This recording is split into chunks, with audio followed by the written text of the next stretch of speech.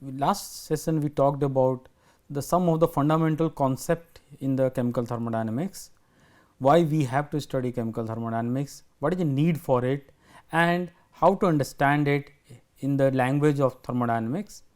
Now, there are some fundamental laws that everybody should need to know. They are the laws of human experience collected over the many years, and they are called the basic law of nature, such as zeroth law of thermodynamics, first law of thermodynamics, second law of thermodynamics and third law of thermodynamics. The zeroth law of thermodynamics were discovered after the first two basic laws were discovered, but its importance is so much that it has been given a zeroth law of thermodynamics. The first two laws were accumulated over the many years of human experience, starting from the burning of the fire when the human being started using that heat. All these laws were accumulated with the human experience, and that is the way they are the fundamental laws which govern many things. So, these are the four laws which we are going to discuss in detail in this session. So, if we look at the zeroth law of thermodynamics, basically this is the law discovered after the first two laws, but its importance is enormous. How to define a zeroth law of thermodynamics? If you look at, if there are three system or I can say object, they are in touch with one another and the energy can be exchanged between A and B or as well as B and C. So, after some time the A and B is going to have an equilibrium and the B and C is also going to have an equilibrium. And if I remove B and put A and C together, A and C is going to have the same temperature. So, this law try to define you the concept of temperature, and a very simple example which we see around, if anybody has a fever, he use thermometer, the thermometer is in touch with the body of that person, the temperature of the body goes to the thermometer and the thermometer there are mercury, liquid mercury which rises depending upon its expansion and the temperature of the human being. So, there are three things are in touch, the human skin, the glass and finally, the mercury all obtain the same temperature. So, that is the very beautiful concept of temperature which had evolved from the zeroth law of thermodynamics. If we try to look at the first law of thermodynamics, it is basically the law of experience which everybody try to use the energy to its maximum extent, everybody want to convert the energy into work, but the human experience says that if you try to do the 100% conversion, it failed miserably. So, that is the reason we have to devise a law which try to explain you the balance between the energy supplied and the work done. So, the mathematical form of this is that if you have a internal energy term, this is du which represent internal energy, the Q and W they are the heat supplied and W is the work done. So, if a system has gained certain amount of energy, it can do a work, but it can never be possible that it will be 100%, because some amount of energy is gone inside the system which can be gone to increase its internal energy. As I explained earlier, internal energy is the energy of a system containing rotational, translational, vibrational, electronic energy. All this energy get excited by the supply of energy. So, these two terms were found never to be complete or 100%. Now, as this is a mathematical expression, we have to assign some sign convention to this mathematical expression, and that is according to IUPAC nomenclature. So, if a system is absorbing some amount of heat, we call that Q is positive. If the heat is coming out evolving from the system, we say that Q is negative, and if the system work done on the system, W is positive and work done by the system, W is negative. Work done on the system means you can assume that there is a compression, we are putting so much force on the system and the system get compressed, and if it is expansion, the piston goes up, and that is the meaning that the work is done by the system has expanded. If we try to look at the work done, commonly we do a reaction in isothermal process where we maintain a constant temperature. So, what will happen to this mathematical equation? We know that this is a internal energy. Internal energy is dependence on the temperature. If the temperature remain constant, the internal energy is also found to be constant experimentally as well as theoretically. So, under that condition W is equal to minus Q, and if you want to find out how much work a system can do under a isothermal condition, we have a very simple expression which can tell you that the work done is equal to 2.303 nRT log V2 by V1, where V2 is the final volume which is after the expansion or compression, or V1 is the initial volume. The V2 and V1 can be replaced by P1 by P2, and this expression is valid for an ideal gas. If a system is doing a work under adiabatic process, what will happen to the first law of thermodynamics? We can have a look. We know that adiabatic means that heat cannot be exchanged. So, the heat term here will be put equal to 0. So, what it means that the work done will be compensated by the change in the internal energy. So, whatever work a system will do will be on the expense of the internal energy, because the Q is 0. And if you want to find out the work, we have to use a different expression where work done will be equal to number of moles. Cv is a specific heat, and T2 and T1 are the two different temperature. T2 is a final temperature, T1 is the initial temperature. So, we have to use a alternate formula for finding the adiabatic work for an ideal gas.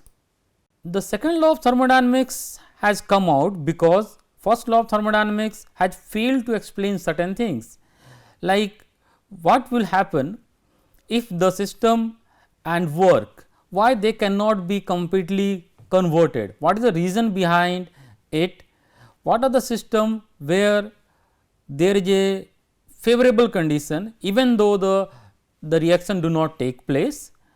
So, there are various questions being asked to explain the behavior. For that, we need a second law of thermodynamics which try to explain various things which we see around, especially when we talk about the spontaneous process, the process which takes place on its own. For example, if a ball fall on a ground, it supply energy to the ground, but it is a human experience that ground never supply the energy to the ball and the ball bounce back to our hand, which means basically that certain process are favorable, certain process are non-favorable, and the first law of thermodynamics says that the same amount of energy if given, the process should get reversed. So, we need a better law which can tell us the various things which the first law cannot tell. So, there are different definitions of the second law of thermodynamics. For example, the definition one which is given by the Clausius: no process is possible where the sole result is the removal of heat from a low temperature reservoir and the absorption of an equal amount of heat by high temperature reservoir, which is try to tell you that we will never do a process by removing a heat from a low temperature reservoir. For example, if we have a ice and a cup of a tea, the heat will always come from a cup of a tea to the ice. Ice is going to melt, but it is not going to happen that ice will provide a heat and the temperature of the tea will come down. That is a human experience, that is the way the nature work. So, that is told in this definition by Clausius, that there is favorable condition for the heat flow. There is another way to look at the second law of thermodynamics given by Kelvin and Planck. No process is possible in which heat is removed from a single reservoir with equivalent amount of work produced. So, we cannot do any process where from the same amount of heat can be taken from one reservoir continuously and the system will keep on doing the work. It is not possible and it has failed. People have tried to make a machine which work continuously by withdrawing energy from a source. There is another way to look at the second law of thermodynamics, that is from the point of view of Carnot cycle or Carnot engine. So, when the human being failed to make an engine which can convert 100% all its heat into work, which the first law says that we can convert anything, equal amount of energy will produce equal amount of work, and there is equivalence, or we can say that conservation of energy. But the second law tried to put a limit by which we can change a system from one place to another, or the direction in which the system is going to work. The result of the second law of thermodynamics is the concept of entropy. The entropy in a normal word can be understood as the randomness of the system. If we supply more energy to a system, the system is going to behave in a way, the molecule is going to have more energy, they are going to have more vibrational rotational energy, and that is the way their capacity to doing work come down. In a normal words, we can understand that, and it talks about the unavailability of energy. The moment we have a entropy concept, we have to understand that some amount of energy is going in the system to change the entropy, and that is the reason why we have so many systems which cannot be reversed without consuming energy. And we see around lots of process, and as the spontaneous process we see around the water flowing from a height to low place, low altitude, the flow of heat from hot to cold, anything we see around which is spontaneous, all lead to increase in entropy. And that is the reason the entropy of universe is keep on rising, because the number of process we see around is keep on increasing. It is happening on its own. When we heat something, it will boil, but if boil means liquid is changing to gas. So, all this process is keep on happening around us. If it is happening, naturally it is going to have a effect on entropy. So, the important concept which has evolved is based on Carnot cycle. Carnot cycle is trying to address an important question, that why we cannot convert the heat into work completely, and for that a French engineer Carnot has tried to make a theoretical engine where he tried to extract the maximum work from the supply of energy. We will look at the engine now.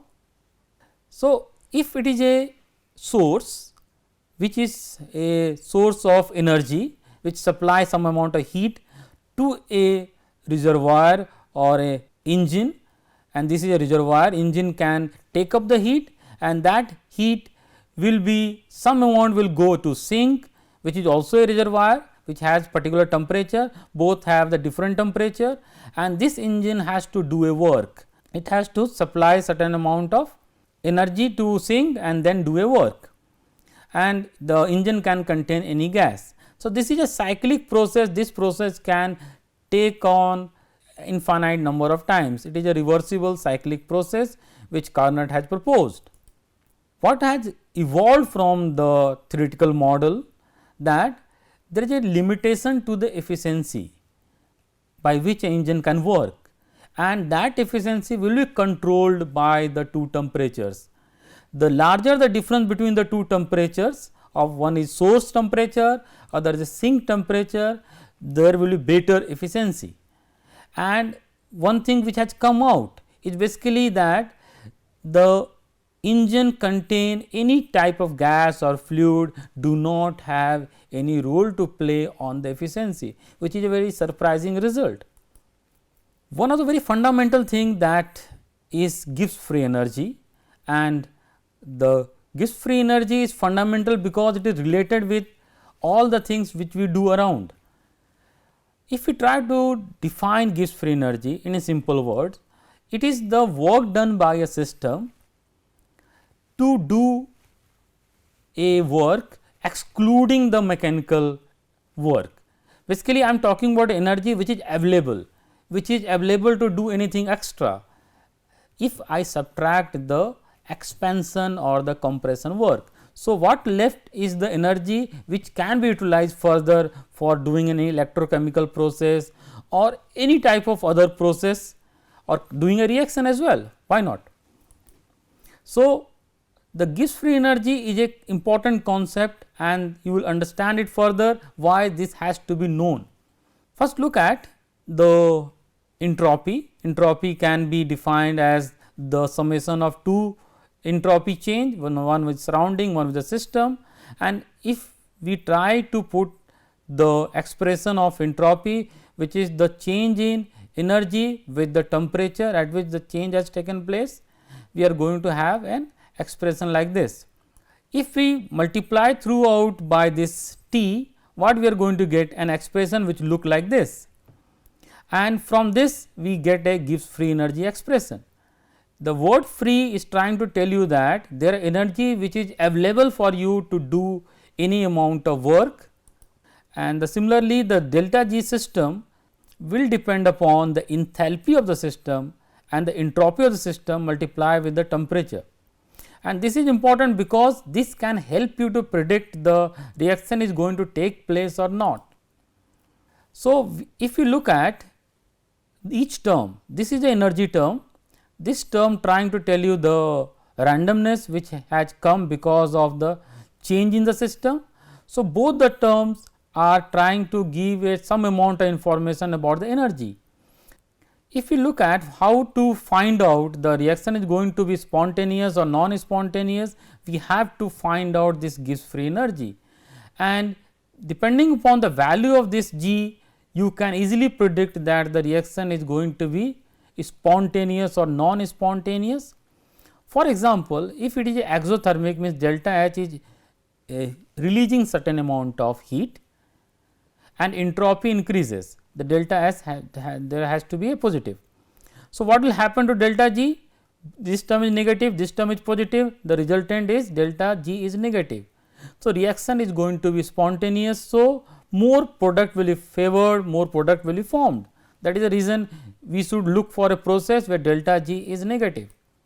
So, some of the important concept can be summarized in the table, that if a process is exothermic, means delta H is negative and delta S is positive, it is going to have a product favored.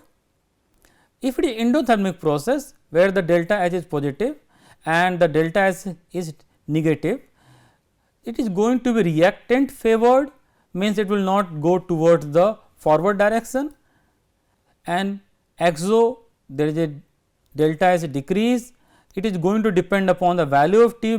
Finally, this term has to be negative and the T is going to determine that how large this term is. If this term is very large, naturally the resultant will be negative. Therefore, it is temperature dependent process.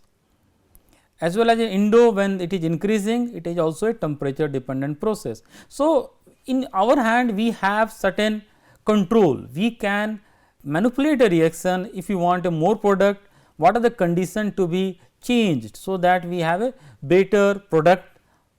Gibbs free energy can be calculated even different equation, because this is fundamental. Any reaction you want to know, you want to study, first thing you have to do is to finding the delta G, standard Gibbs free energy change, and how to do it. We have a list of the various values of delta G, product and the reactant. We can sum them up and then subtract it. What is the value we get is going to tell me that the reaction is going to be spontaneous or not. That is one of the very important thing. In the last, I will touch upon the third law of thermodynamics. Basically, this law is not a universal law, it is a very specific law. It tries to tell you that the entropy of a perfectly crystalline substance at 0 Kelvin is 0. That is a very simple statement of third law of thermodynamics, and this law is important because it helps us to calculate entropy. You are going to have a detailed lecture on the third law of thermodynamics and how to calculate the absolute entropy in the next few lectures. So, let me summarize the things what I discuss in this session. I talked about what are the laws of thermodynamics, the laws of human experience, the 4 law of thermodynamics, how they are related, what are the parameters they control, how to look at a reaction from the Gibbs free energy point of view, and just touched upon the 3rd law of thermodynamics. You are going to have a more detailed information about the energetics and in the coming few lectures.